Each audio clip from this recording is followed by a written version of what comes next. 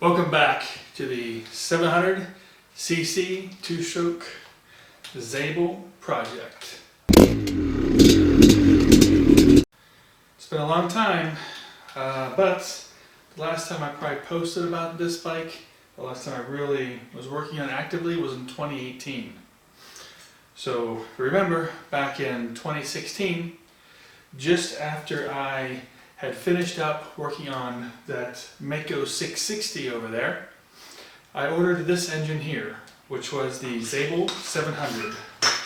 If you remember back then, we did a world of work to this bike. We got all the motor mounts working. You know, we had to make this a little bigger. We had to get a special sleeve for this back here to work. We had to have this head stay welded back on. Had to create this head stay. And we put on these front forks. So we had this bike fairly close to going. And then we ran into a problem. As you can see now, I mean, there's no way I can put a, air boot on it. It's just not possible. And let's take a look at the front here. So as you can see here, this side's all the way on. But if you look at the other side,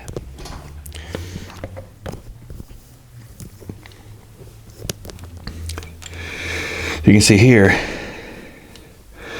that it's not all the way in. I mean, there's the line that's popped out because it hits the shock. And as you can see, even the idle screw is inside the shock. So as this thing would go up and down and compress, you're going to move this carburetor up and down because it's the idle screw. The issue was that this carburetor, essentially it was going back too far and it was hitting against this frame. You can even see the marks it was leaving right there, Yeah. It was hitting against the frame, it was going right into the shock, and it was going sideways. So, you can see now it's not doing that anymore. And that's because we have changed the frame. We added a new thing back here and moved it back. So I had this done by Psychometrics. They figured out to make this, and they even kept the original, which I also have a little piece to put in there. So to make this a lot more sturdy, while I'm using this back piece, there will be a cylinder that goes inside there and bolts on tight there to reinforce this. But essentially it's been moved back some, and now it clears it. But we still have the problem of, now we've got to make an airbox or do something, because obviously the shock being back is going to now affect that airbox that we originally had, which is laying over here. So I'm going to try and cut this thing up and see what I can do with it. At least I need to keep the back, because the back, let's see, and if I try to slide in, you can see that it's not going to clear that shock. So essentially, we're going to have to figure something out with this. What to do with that. But it will clear the shock now. Second thing that I gotta do is this here. I gotta figure out how to fix this to get this in there. I'll take a look at some things, see where I can fit this, but it can't go sideways, which is how it bolts in there. And if I try to bolt it in this way, obviously there's not enough space because of these bottom pieces here. Instead of going out on the back of the carb, like some of the other ones do, it goes out the bottom. So that's a problem. And these things here are way out on the side, so if I put them sideways, those things there hit the tank too. In fact, even where it is right now, I can't put it on because it hits the tank. The tank goes on right there, so that is a problem. And then the last problem is going to be this pipe. Or I'm going to have a pipe made, which, could be expensive, but I have this pipe here, but it doesn't fit. And the reason it does not fit, I originally thought it was because it was hitting the head, the side of the pipe, because it's kind of misleading. But essentially, the problem is that this back piece doesn't clear the frame. So it's supposed to go back like that, back like that way. And as you can see, I do have another one that does clear the frame on my 660, same pipe. But trying to put this one in, you see that goes straight back right there. That's where it's supposed to be. And that's where it goes on, and then you can move that one over. But it's on the outside of the frame now. If I put it on the inside of the frame, it's supposed to go, then it's too far over the other way. See, it won't latch on. So, either try to salvage this pipe or have one made. And to salvage it, I think the only thing I can do, one of the easy things I could try to do, is to cut part of the stinger off here and see if I can have it welded at a better angle. So that's going to be what I will try with that one. Now, some people always get these confused with the Maicos. Some people think that the Zabel 700 or the Maico 700 are the same engine, but they are not. We could show you that right now. It's not the same engine because this is the Zabel 700, and right here is the Maico 700. So, one of the things you will notice on the Maico 700, it says Maico on the side. Okay, you can see how the design is laid out. A lot of the parts still fit, though. So the Zabel is a derivative of Maico, but it still has some more R&D. So you can see that says Zabel on the side. Very similar, though. The newer Zabels have a bolt on the end that bolts into the shaft for the kickstart. The Maicos do not. They have the old style. And also, you'll notice that on this Zabel, that it does say Zabel on the side. Whereas on the Maicos, the older, bigger bores will say Maico on the side, you know, like that. This is a 500 though, but the 660 says Maico on the side. These will say Hua Power. There.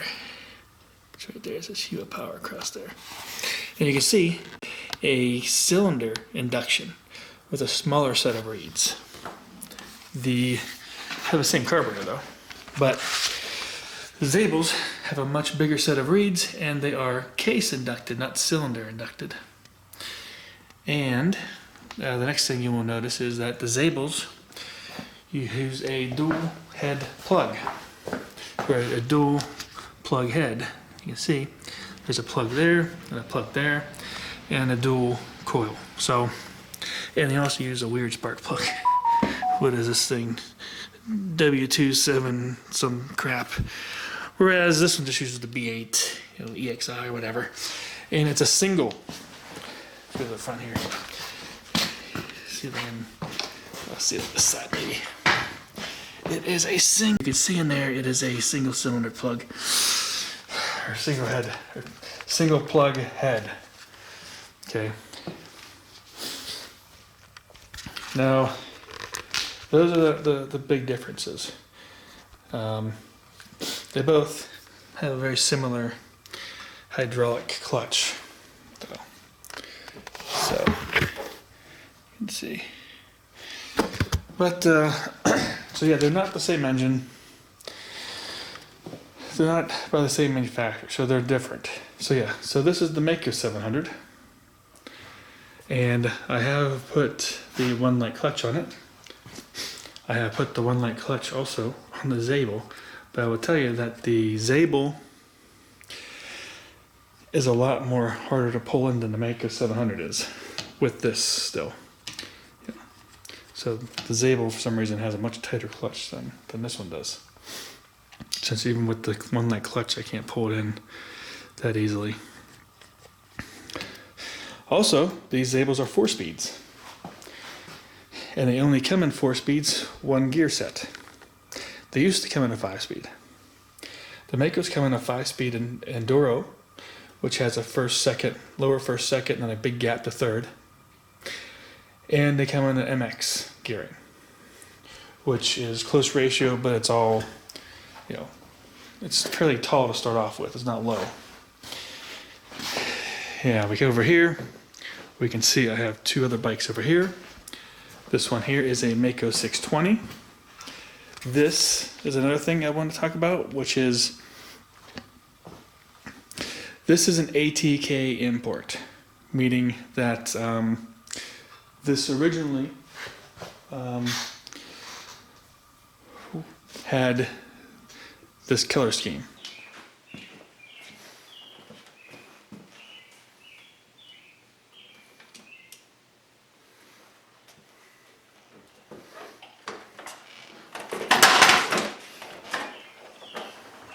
ATK color scheme.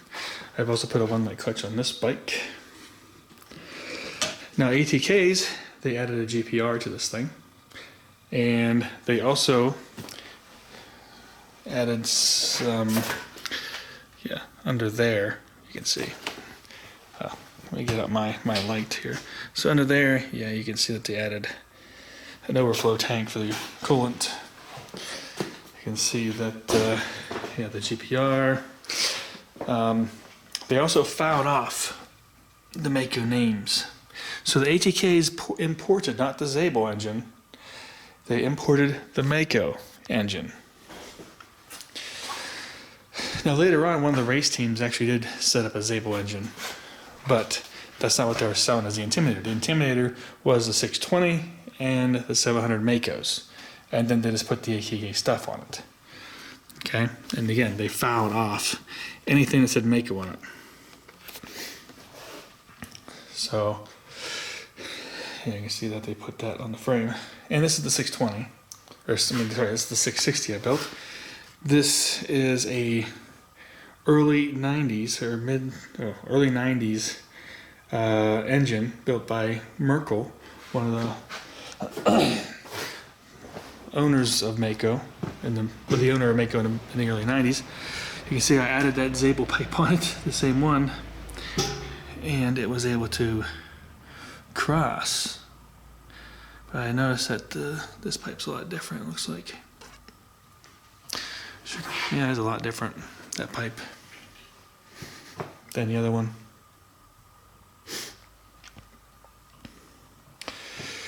So this one here is so old that, it does say Mako on the side. And it is not hydraulic. It is cable pull. And it is blue cases. So, and those things are like handmade. So you can see that there's a big difference between these things. So, so you can see I have the 620 as a ATK import, which is just a Mako. I have the 700 I bought in 2015. I have an early 90s Mako 660. And then I have the modern Zabel 700 engine, which this is what we are working on now. So this is the issue here, is that it's supposed to go back there. If I do that, then this is over too far. See, it doesn't match up. It doesn't line up with the head or with the cylinder. So you pull it out and then you put it like right there. Oops. Then it just about lines up. And it'll start to go on. But it needs to go back the other way. And it's stuck in this kicker. So, I'm going to see about cutting that stinger off and seeing if I can get it on like that. I cut this piece of the pipe off and put it on. As you can see, it's pretty much going on.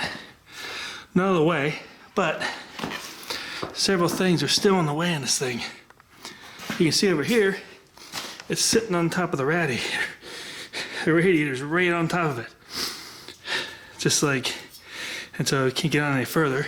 It's still scraping against the head like I thought. And this thing here, so far down, just sitting on top of that case there, and then it goes straight into the frame. So yeah, that exhaust, let's see, I think it's going to require some major modifications in order to get to work. So I'm gonna have to probably just gonna have to get one made. I mean, that's just, it's not gonna work. Yeah, it's just too much in the way.